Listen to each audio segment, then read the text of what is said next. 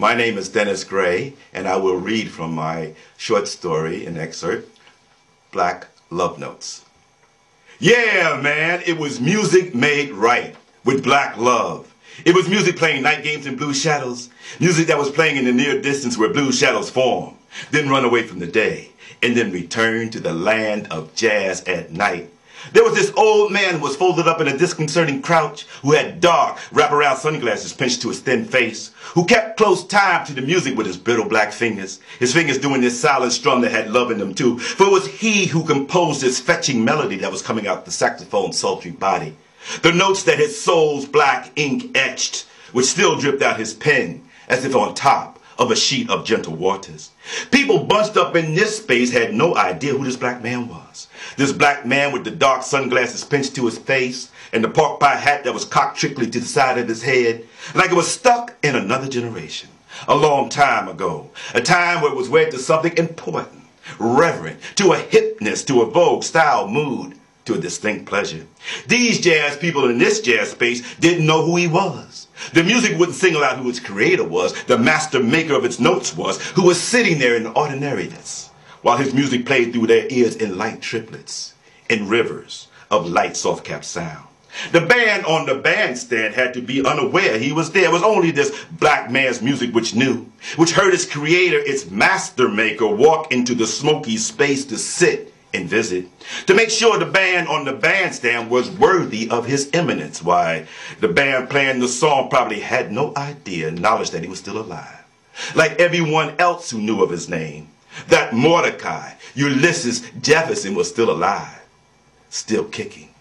But Mordecai Ulysses Jefferson was still alive. Or Mordecai Ulysses Jefferson's music heard him live and breathe with it from one note to the next note, whenever he heard it played. It's when Mordecai would hear how it matured, had grown smarter and wiser over the years without him, how much it learned about life on its own. The music would cause Mordecai to pause and to tingle and to think how he carried each tune in his soul like it shined like gold before it became black love notes on a blank piece of paper and came off the tip of jazz musicians' tongues in a way, say, Sue's Do's, Ain't Forgot Savannah, Bunny Hop Bop, etc.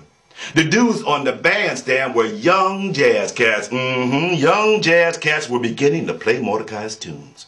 They were playing some of the music which caused Mordecai to lose sleep at night. Nights when Mordecai couldn't catch the tail of a melody, when it eluded him like a quickly whipped wind in the wild, or a band of roving gypsies following their hearts into an ancient piece of night.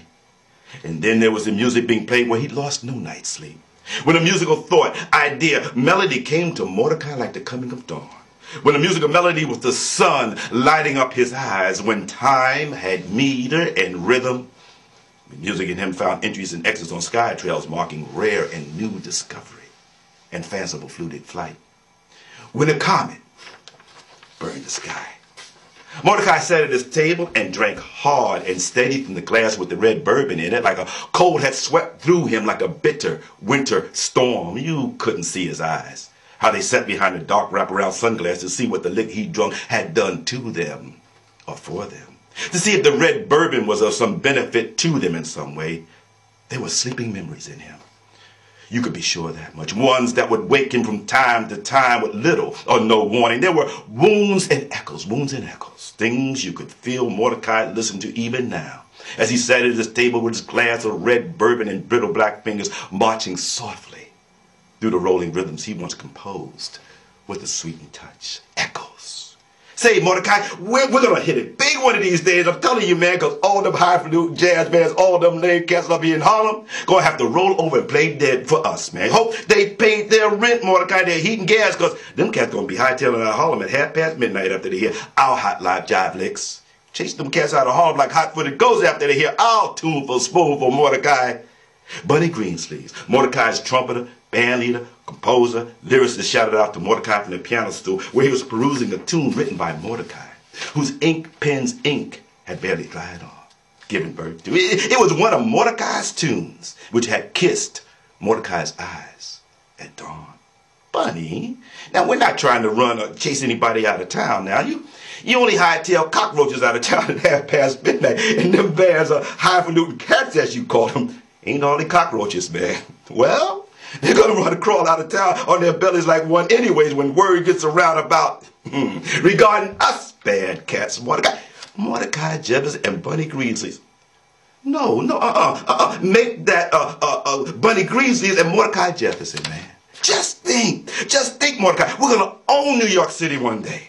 We're gonna own it lock, stock, and barrel one day. Have more locks on it than Houdini got chains. J.P. Morgan got banks. Just think, Mordecai. Just think, Mordecai.